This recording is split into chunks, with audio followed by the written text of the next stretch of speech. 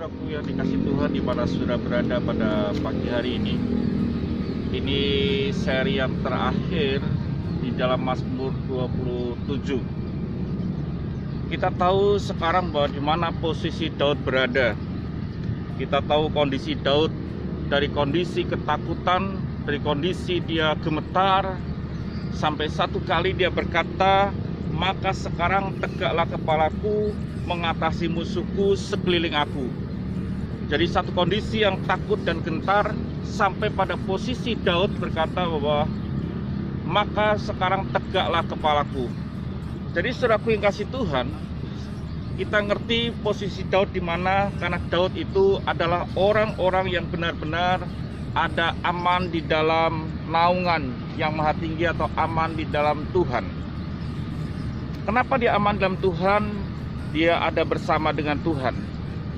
Dan dia telah mengikuti betul-betul dia sampai pada kriteria apa yang disebut dengan ibadah. Kita tahu dikatakan bahwa Daud itu tinggal di rumah Tuhan, mempersembahkan korban, nyanyian, dan mazmur. Dan itulah yang Daud katakan, karena dia rindu dengan Tuhan. Dia rindu sungguh-sungguh dengan Tuhan. Yang pertama, dia ingin tinggal dengan Tuhan. Ibadah adalah persekutuan dengan Tuhan. Perjumpaan dengan Tuhan, tinggal bersama dengan Tuhan, itulah ibadah. Dan saudaraku kasih Tuhan, yang kedua, ibadah adalah korban, mempersembahkan korban. Dan yang ketiga adalah ibadah adalah pujian, atau dikatakan dengan mazmur. Pujian dan mazmur. Apakah tiga hal ini terjadi di dalam kehidupan saudara? Bahwa saudara adalah orang yang tinggal bersama dengan Tuhan, memiliki kebersamaan dengan Tuhan. Yang kedua, saudara adalah orang yang mempersembahkan korban.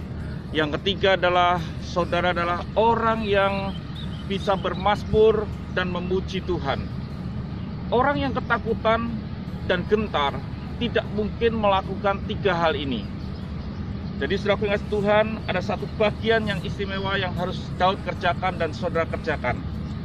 Hal yang berikutnya yang terakhir ini dikatakan, "Hatiku mengikuti firman-Mu, carilah wajahku, maka wajah-Mu ku cari, ya Tuhan."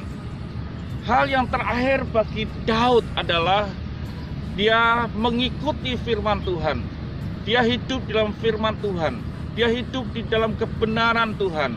Bahkan dia berkata, dia tidak mencari tangan Tuhan, tapi dia mencari akan wajah Tuhan. Saudaraku yang kasih Tuhan, ibadah adalah bukan mencari berkat Tuhan. Mungkin di akhir-akhir yang lalu atau mungkin di masa yang lalu sudah ibadah ingin diberkati Tuhan, kaya dan lain sebagainya. Padahal tidak, saudaraku. Ibadah adalah mencari wajah Tuhan, bukan mencari tangan Tuhan. Dan sejauh ini, saudara bagaimana? Apakah saudara ini orang yang mencari wajah Tuhan atau mencari tangan Tuhan? Dan saudara datang hanya mencari berkat-berkat Tuhan.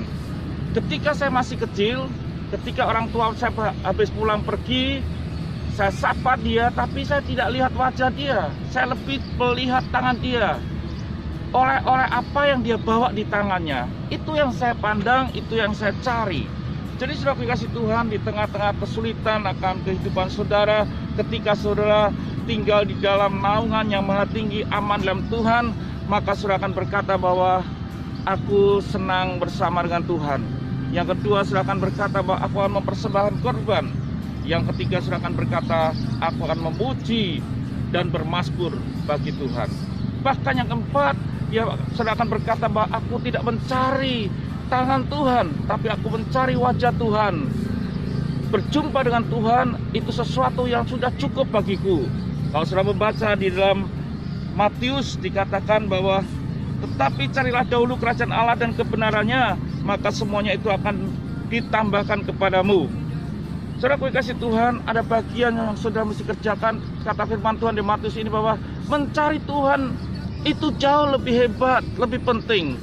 Karena kalau kita mencari Tuhan, kita akan menemukan apa yang disebut dengan tambahannya. Tidak usah mencari tambahannya, mencarilah wajah Tuhan. Tuhan telah memberikan sesuatu yang besar dalam hidup kita, yaitu anaknya. Itu jauh lebih berharga. Dikatakan karena begitu besar kasih Allah akan dunia ini, sehingga Ia telah mengaruniakan anaknya yang tunggal, supaya setiap orang yang percaya kepadanya tidak binasa, melainkan peroleh hidup yang kekal. Itu saudaraku yang kasih Tuhan, itu hadiah dari tangan Tuhan sendiri, memberikan anaknya yang tunggal, supaya kalau saudara percaya itu tidak binasa, tetapi saudara memperoleh hidup yang kekal. Saya harap saudara kasih Tuhan pada pagi hari ini, di mana saudara berada, apa yang saudara sedang pikirkan, coba saudara tinggal dalam Tuhan yang aman itu, maka saudara akan berkata, bersama dengan Tuhan aku akan merasa aman, dan saudara akan mempersembahkan korban, dan saudara akan bermasuk bagi Tuhan, dan saudara akan mencari wajahnya, maka segala sesuatu yang saudara butuhkan itu akan ditambahkan. Selamat Paskah, Tuhan memberkati. Sampai jumpa di lain kesempatan dan topik yang lain. Haleluya.